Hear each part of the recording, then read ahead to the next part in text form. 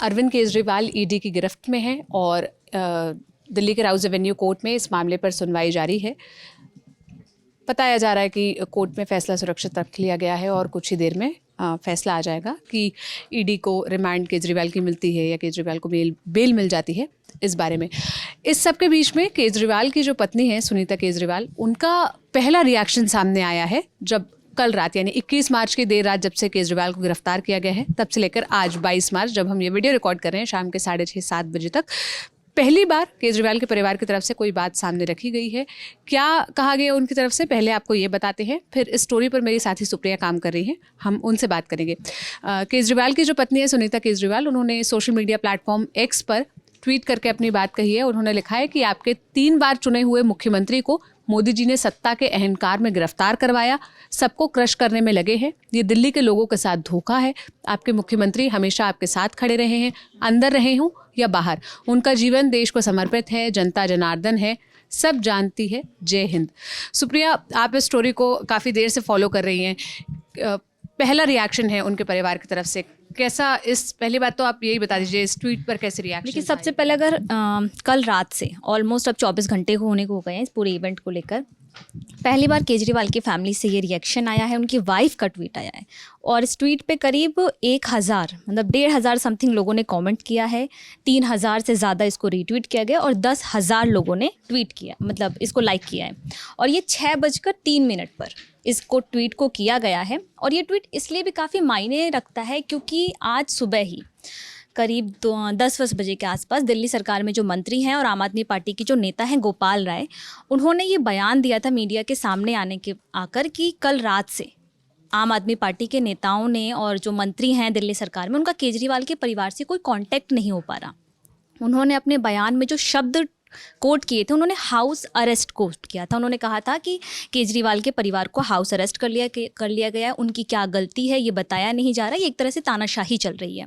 उसके बाद मतलब तकरीबन एक तरीके से देखें तो सुबह 10 बजे के बाद ये पहली बार उनकी वाइफ का ये बयान आया है एक तरीके शाम के 6:03 पे, और लगभग आप देखेंगे तो इसे 3-2.5-3 लाख लोगों ने लाइक कर लिया। हाँ, और ये इसको हम इस तरीके से भी समझें कि बड़ा मायने रखता है। ये मायने इस तरह रखता है कि केजरीवाल के साथ हम इवेंट्स में उनकी वाइफ को देखते थे कि वो शामिल हो रही है, कोई सरकारी कार्यक्रम है या फिर कभी पूजा वूजा होती है तो उसमें भी वो शामिल होते हैं, हनुमान चालीसा का पाठ कराते थे और बाकी धार्मिक कार्यक्रम। लेकिन वो कभी ना खुल के राजनीतिक तौर पे बयानबाजी नहीं करती थी, किसी पे निशाना नहीं साधती थी, चाहे वो केंद्र सरकार हो, बीजेपी सरकार, मतलब राजनीतिक बयान देने से वो अक्सर बचती रही हैं।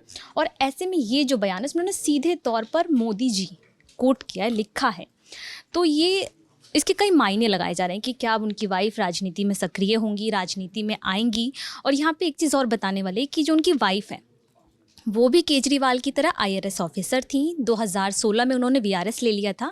हालांकि वो जो VRS था जो उनके रिटायरमेंट से चंद दिन पहले ही लिया गया था, लेकिन उसके बाद भी तकरीबन 8 साल बीत गए। उन्होंने जो VRS लिया उसके बाद उन्होंने कभी राजनीतिक तौर से कोई बयानबाजी नहीं की है, मतलब वो हाँ कभी वो उसके बाद से एक बतौर उनका घर संभाल रही थी, हाउसवाइफ के तौर पर पूरे परिवार को संभाल रही थी। और राजनीति में जब केजरीवाल अक्सर जब जीतते हैं, कोई चुनाव जीतते हैं, तो वो अक्सर इस बात को कोट करते हैं कि उनकी पत्नी उनके साथ हमेशा खड़ी रही, सपोर्ट किया। जब उन्होंने नौकरी छोड़ दी उस दौरान उनकी बीबी नौकरी कर रही थी, उनकी पत्नी नौकरी कर रही थी और वो हर कदम उनके साथ थी। अब जब केजरीवाल जेल में है, मतलब केजरीवाल जब ईडी की गिरफ्त में है, ऐसे में उनकी पत्नी का ये बयान कई सारे कयासों को जन्म दे रहा है कि क्या वो अब पति के ईडी गिरफ्त में होने के बाद राजनीतिक रूप से सक्रिय होंगी या नहीं होंगी, और इसका चुनाव में भी क्या असर हो सकता है। ये जो कयास की बात करें सुप्रिया, इसी कयास पे हम अभिनव के पास चलते हैं क्योंकि अभिनव बहुत क्लोजली पॉलिटिकल रिएक्शंस और इसके क्या पॉलिटिकल एक्शंस निकल सकते हैं इसको फॉलो कर रहे हैं। अभिनव, जो कयास लगाए जा रहे हैं, सुनीता केजरीवाल का पहली बार रिएक्शन सामने आया है कि अब क्या वो केजरीवाल की विरासत को संभालने वाली हैं जब तक केजरीवाल ईडी की गिरफ्त में है? क्या वो एक्टिव हो सकती है? इसका आने वाले चुनावों पर क्या असर पड़ेगा? ये जो पूरा घटनाक्रम कल रात से, देखिए क्या हो सकता है इस पे तो आप लंबी चर्चा कर सकते हैं, और ऐसा अगर होता है तो कोई बहुत आश्चर्यजनक चीज़ नहीं होगी, क्योंकि इससे पहले हमने बिहार में उदाहरण देखा था जब लालू प्रसाद यादव जेल गए थे तो उन्होंने अपनी पत्नी को मुख्यमंत्री बनाया था। लेकिन फिर सवाल उठेंगे कि अरविंद केजरीवाल की राजनीति तो परिवारवाद और इन सब के खिलाफ की राजनीति थी, तो अगर वो उनकी पत्नी आती हैं तो इस पे अपने आप में दूसरे तरीके का सवाल उठेंगे। इससे ज़्यादा अहम सवाल है कि जेल से सरकार चलेगी कैसे, क्योंकि सरकार सिर्फ कोई एक दो काम के लिए, सरकार बहुत सारे काम करती है। मुख्यमंत्री का उसमें बहुत सारा रोल होता है, अधिकारियों से इंस्ट्रक्शन, उसके अलावा कैबिनेट की मीटिंग, तो कहाँ कहाँ आपको कोर्ट की परमिशन लेकर के जाना पड़ेगा, कितना। अभी तक ये बहुत अपने आप में अपवाद मामला है। इससे पहले कभी इस तरह की चीज़ नहीं हुई कि कोई मुख्यमंत्री रहते हुए सिटिंग मुख्यमंत्री जेल गया हो। जयललिता जेल गई थी तो इस्तीफ़ा देकर गई थी, लालू प्रसाद यादव जेल गए थे तो इस्तीफ़ा देकर गए थे, उनकी जगह नया मुख्यमंत्री बना था। अभी हेमंत सोरेन जो सबसे ताज़ा उदाहरण है, तो ये सारे लोग इस्तीफ़ा देकर गए थे। अरविंद केजरीवाल पहले मुख्यमंत्री जो बिना इस्तीफ़ा दिए जेल गए हैं। तो सवाल है सरकार कैसे चलेगी। दूसरा सवाल इस गिरफ्तारी के बाद उपजा है वो ये कि 2024 के चुनाव पे इसका क्या असर होगा। दिल्ली की 7 सीटें, हरियाणा की 1 लोकसभा सीट, पंजाब की सभी लोकसभा सीटें। अरविंद केजरीवाल आम आदमी पार्टी के मुख्य चेहरा हैं और उनके चेहरे पर ही, जैसे कहते हैं ना कि बीजेपी में नरेंद्र मोदी चेहरा और उनके चेहरे पे बहुत सारे वोट मिलते हैं, तो अरविंद केजरीवाल के चेहरे पे भी वोट करने वालों की संख्या अच्छी खासी है। और हमने 2 विधानसभा चुनाव, 3 विधानसभा चुनाव में देखा है, दिल्ली में और पंजाब में भी हमने देखा कि भाई उनके चेहरे पे वोट मिला है। तो वो राजनीति किस दिशा में जाएगी, और इसका 2 तरीके के नतीजे होते हैं जब इस तरीके की गिरफ्तारियां होती हैं। जो समर्थक होते हैं वो बताएंगे कि भाई ये पॉलिटिकल मोटिवेटेड है, वेंडेटिव पॉलिटिक्स है। जो विरोधी हैं वो कहेंगे जे जस करहीं ते तसफल चाखा।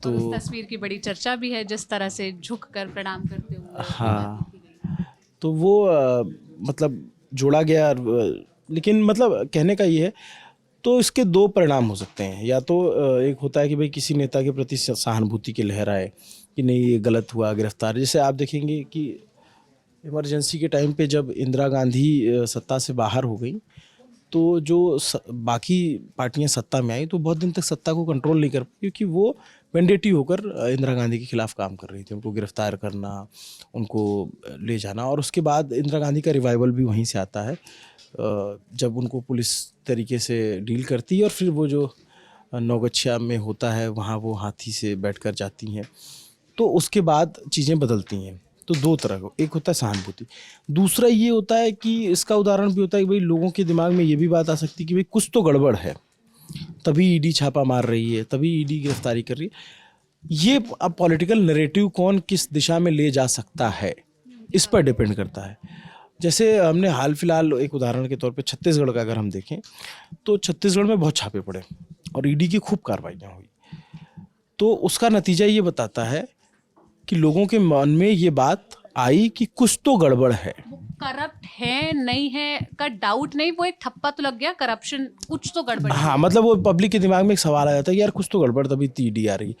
अब इसमें वही वाली बात है कि भाई आप क्या नैरेटिव सेट कर पा रहे हो पब्लिक के उसमें। ये पॉलिटिकल डिस्कोर्स की बात है, कानूनी दांव पेच से इतर की बात है कि कौन सी पार्टी क्या नैरेटिव सेट कर पाती है।